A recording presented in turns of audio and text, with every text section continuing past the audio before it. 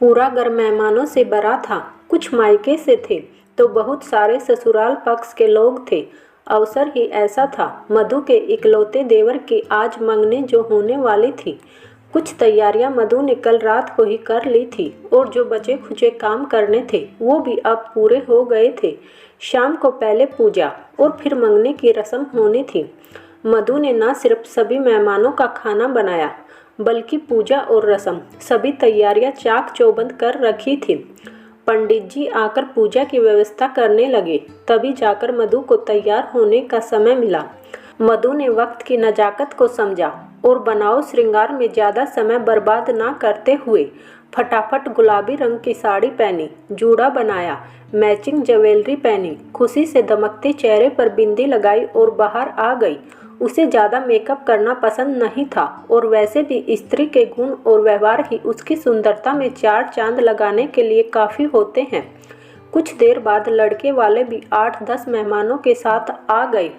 मधु और सुबोध दोनों पति पत्नी ने मेहमानों की अच्छी खातिरदारी की। पूजा के समय मधु ने भजन और आरती गाकर सबको मंत्रमुग्ध कर दिया। फिर मंगनी की रस्म भी बहुत अच्छे से हो गई। अपने देवर प्रबोध और होने वाली देवरानी सोनिका को देखकर मधु को 1.5 साल पहले अपनी और सुबोध की शादी याद आ गई।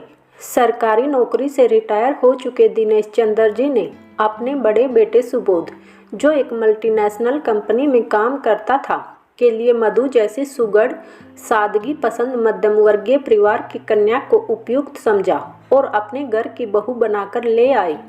मधु ने अपनी बोली और व्यवहार से सबका दिल जीत लिया था। इससे पहले कि मधु उन खूबसूरत लम्बों में गहरे उतरती कि तभी उसकी सास प्रभा ने उसकी बाह हिलाकर सोमपन नगरी से बाहर आ रसोई की तैयारियां देखने को कहा और मधु रसोईघर की तरफ बढ़ गई। सभी मेहमानों ने मधु के बनाए खाने का जी भरकर लुत्फ उठाया और मधु की तारीफें करते हुए नहीं थक रहे थे। होने वाली दुल्हन के माता पिता ने तो अपनी बेटी सोनिका को मधु जैसे हर काम में दक्ष होने की सलाह तक दे डाली। दिनेश बाबू के दोनों बेटे अपना कैरियर बना चुके थे और दोनों अब अपनी घर गृहस्थी जमाने के लिए अग्रसर थे। रात को मेहमानों के चले जाने के बाद मधु ने सारा काम समेटा और अपने कमरे में आई तो देखा कि सुबोध लैपटॉप पर काम कर रहा था। सब काम अच्छे से निपट गया। सोनिका भी मुझे अच्छी लगी। देवर जी की पसंद लाजवाब है, मानो जैसे दोनों एक दूजे के लिए ही बने हों। मधु अपने गहने उतारते हुए बोली, हूँ सबकी किस्मत छोटे जैसी कहाँ। सुबोध काम करते हुए बोला, आप ऐसा क्यों बोल रहे हैं। मधु सुबोध की ओर देखते हुए पूछ बैठी, लेकिन उनके चेहरे के भाव बता रहे थे कि इसका जवाब उसे पता है। बस सुबोध से सुनना चाह रही थी। बहुत रात हो गई है, अब इन सब बातों का कोई मतलब नहीं है और वैसे भी तुम्हें सुबह जल्दी उठना है, क्योंकि अगर तुम नहीं उठे तो सूरज नहीं निकलेगा और फिर हमारा घर भी तो तुमसे ही चलता है। सुबोध ने फीकी मुस्कान के साथ कहा और लाइट बंद कर दिया। वही पति की बातें सुनकर मधु ये नहीं समझ पा रही थी कि सुबोध ने उसकी तारीफ की या ताना मारा। कुछ दिनों बाद प्रबोध और सोनिका की शादी हो गई। घर में कामकाज भी पहले से ज़्यादा बढ़ गया। नौकर चाकर होने के बावजूद मधु को फुर्सत कम ही मिलती थी। सुबोध और प्रबोध तो काम पर जाते ही थे, अब सोनिका ने भी उन्हें ज्वाइन कर लिया। दरअसल प्रबोध और सोनिका एक ही कंपनी में काम करते थे। उनकी लव कम अरेंज मैरिज थी। काम के सिलसिले में वो दोनों ज़्यादातर बाहर ही रहते थे और फिर आए दिन पार्टीज और फंक्शन अटेंड करने के कारण सोनिका घर में और मधु के साथ कम समय ही बिता पाती थी। मधु का पूरा समय घर और सास ससुर की देखभाल में ही बीतता था और अगर सास प्रभा देवी जैसी तुनक मिजाज हो तो फिर कहने ही क्या। घर की एक बहू कामकाजी और दूसरी गृहिणी हो तो ऐसे घर के माहौल का अंदाज़ा लगाना मुश्किल नहीं होता है। इस बदलते माहौल का असर सबसे ज़्यादा सुबोध और मधु के रिश्तों पर हो रहा था, जिसका ताज़ा उदाहरण कल रात का ही है। जब सुबोध अपने किसी सहकर्मी की पार्टी से लौटा था तो मधु ने पत्नी सुलभ ताना देते हुए कहा था कि आप मुझे कहीं नहीं ले जाते हैं। देवर जी को देखो, सोनिका को हर जगह अपने साथ लेकर जाते हैं। तुम क्या करोगी मेरे साथ पार्टी में आकर? तुमसे हाय हेलो तो ठीक से बोला नहीं जाता, इंग्लिश में कैसे बात करोगी तुम? उसके लिए वेल एजुकेटेड होना पड़ता है। और रही बात सोनिका की, तो उसके जैसे प्रेजेंटेबल बनना आता भी है तुम्हें, पहले वो तो सीख लो। सुबोध दो टूक जवाब देते हुए चला गया था वहाँ से। घर में पनप रहे इस माहौल से एक बात तो तय था कि ये केवल और केवल मधु के धैर्य का इम्तिहान था कि वो कैसे अपने घर को और सबसे महत्वपूर्ण पति पत्नी के बीच परस्पर रिश्ते को निखार पाती है। खैर अभी कुछ दिन लगने वाले थे इन सब को ठीक होने में। अगले दिन सुबोध काम के सिलसिले में 10-15 दिनों के लिए बेंगलोर चला गया। इधर मधु के मन में बहुत सारे प्रश्न जन्म लेने लगे थे। जब भी अकेली होती तो सुबोध की कही बातें उसे याद आ जाती और मन उदास हो जाता। रात का खाना और दूसरे सभी कामों से निवृत्त होकर गार्डन में लगे झूले पर बैठकर मधु कुछ सोच ही रही थी कि तभी सोनिका वहां आई और उसके पास आकर बैठ गई। सुबोध भैया की बातों से कब तक आप परेशान होती रहोगी? सोनिका ने जैसे ही ये कहा तो मधु चौंक गई और उसकी ओर देखने लगी। माफ़ कीजिएगा भाभी, मैंने परसों रात वाली बात सुन ली थी जो भैया आपसे कह रहे थे। तब से आपको परेशान देखा तो मुझसे रहा ही नहीं गया और मैं आपसे बात करने चली आई। क्या आप मुझसे भी अपनी परेशानी शेयर नहीं करेंगी? सोनिका ने मधु के हाथों को अपने हाथों में लेकर पूछा। मधु को अपनी देवरानी में एक सहेली नजर आई और आंखों के रास्ते मन का सारा गुबार बह चला। उस रात उन दोनों सहेलियों के बीच ऐसी क्या मंत्रणा हुई कि पिछले 1.5 वर्षों में घर से बाहर निकलने के लिए जिस मधु को कभी कभार ही समय मिलता था, आज वो सोनिका के साथ बाजार को निकली थी।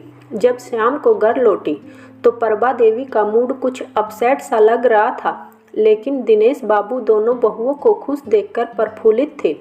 रात को जल्दी सोने वाली मधु के कमरे की लाइट आजकल 1 घंटे देरी से बंद होती थी।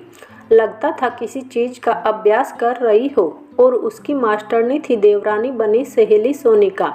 इतना ही नहीं, सुबह उठते ही रसोई में आंखें खोलने वाली मधु अब पहले घर के बगीचे में योगा करती, बाद में कुछ और।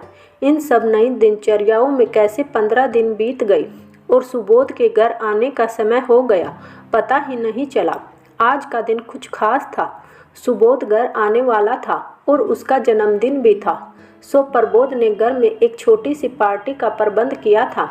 जैसा कि प्रभा देवी का हुक्म था, मधु ने सारी तैयारियां पूरी कर ली थी, साज सज्जा से लेकर खाने और तोहफों का भी। सोनिका ऑफिस से थोड़ी देर से ही सही, लेकिन पार्टी शुरू होने से पहले आ गई थी। शाम होने से पहले सुबोध भी आ गया। पार्टी का समय नज़दीक आते ही एक एक करके मेहमान भी आने लगे थे। सुबोध के साथ काम करने वाले उसके दोस्तों ने मधु के बारे में पूछना शुरू कर दिया। सुबोध ने भी आसपास देखा तो घर के सभी लोग वहां मौजूद थे, सिवाय मधु के। तो उसने सोचा कि और कहाँ होगी, किचन में लगी होगी। तभी सामने से मधु आती दिखी, जिसे देखकर सुबोध की आंखें फटी की फटी रह गई। हमेशा साड़ी में दिखने वाली मधु गाउन में आज एकदम अलग दिख रही थी। उसने अपने लंबे बालों को कलर किया था। डायमंड की हल्की ज्वेलरी और हाई हील्स पर चलती हुई मधु ने एक स्टाफ को टेबल पर केक सजाने को कहा और खुद सभी मेहमानों से मिलने लगी। कभी नमस्ते तो कभी शेक हैंड, कभी हिंदी तो दूसरे ही पल सधी हुई सिंपल अंग्रेजी भाषा का प्रयोग करती मधु सभी से मुखातिब हुई। सुबोध के हाव भाव से ऐसा लग रहा था जैसे कि उसने मधु को आज पहली बार देखा था। हमेशा साड़ी में होने के कारण पता ही नहीं चलता था कि मधु कंचन काया की स्वामिनी होगी। पहले से फिट और आत्मविश्वास से भरी, बिना झिझक नपी तुली अंग्रेजी भाषा का प्रयोग करती हुई मधु सुबोध के लिए जिज्ञासा का केंद्र बनी हुई थी। सुबोध ने केक काटा। सभी दोस्तों ने मधु से गाना गाने की फरमाइश की। मधु ने माइक हाथ में लेकर जैसे ही गाना शुरू किया, जब कोई बात बिगड़ जाए सब लोग उसकी आवाज़ के कायल हो गए, जिसमें एक नाम सुबोध का भी शामिल था, क्योंकि अब तक उसने मधु के मुंह से सिर्फ भजन ही सुने थे। खैर, यात्री बोझ का जमकर मजा उठाने के बाद सब ने एक बार फिर सुबोध को बधाई दी और चले गए। पार्टी खत्म होने के बाद जब मधु कमरे में आई तो सुबोध उसे कहीं नहीं दिखा। तभी पीछे से सुबोध की आवाज़ आई, मुझे माफ़ कर दो मधु, मुझे उस दिन तुमसे ऐसी बात नहीं करनी चाहिए थी। मैं तुम्हारी सादगी और गुण को नहीं समझ पाया। मधु ने पलट कर देखा तो हाथों में एक लाल गुलाब लिए हुए सुबोध खड़ा था, जो अपनी कही बातों के लिए बहुत शर्मिंदा था। अरे आप माफ़ी मांग कर मुझे शर्मिंदा कर रहे हैं। उस दिन आपकी बात से मुझे दुख तो हुआ था, लेकिन फिर मैंने जब आपके नज़रिए से देखा तब मुझे भी अपनी गलतियों का एहसास हुआ और मैंने सोच लिया है कि घर परिवार के साथ साथ मैं आपकी खुशियों का भी ख्याल रखने की कोशिश करूंगी।